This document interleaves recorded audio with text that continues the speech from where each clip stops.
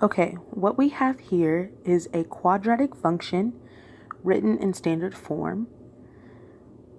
To be honest, while I understand that quadratic functions are always parabolas, the implementation of transformation techniques as far as knowing whether it shifts left or right, up, down, whether it opens up or down, can be a little elusive for me sometimes. So I'm going to demonstrate how to just by looking at the function, how it's supposed to look. So the normal quadratic function will look a little something like this.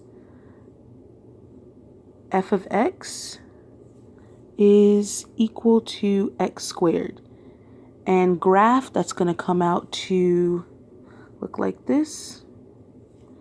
Here's the x-axis, y-axis.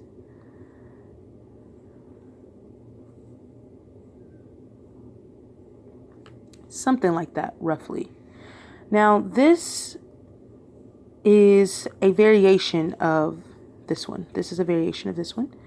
So here we look at the leading coefficient, and that'll let us know that the parabola is actually going to open down. So instead of opening up the way it is now, it's going to open down. Here, it lets us know where and how far it's going to shift horizontally. So it's going to shift to the left 3 times, 3 spaces, not sure what the correct term is. And then here, the -1 lets us know that it's going to shift down 1. So graphing that roughly.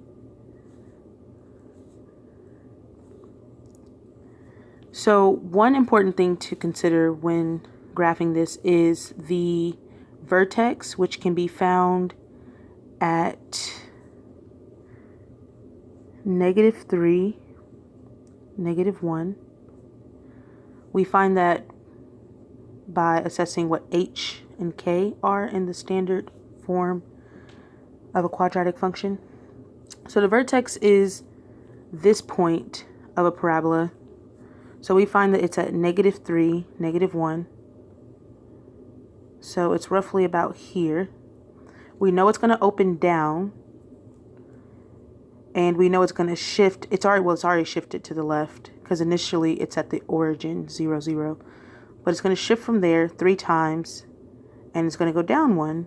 And so it roughly will open up and look like this.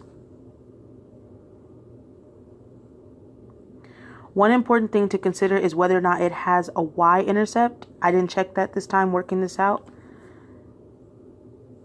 Whether or not it has a y-intercept will let you know how far open it's going to, how far to the right it's going to open essentially.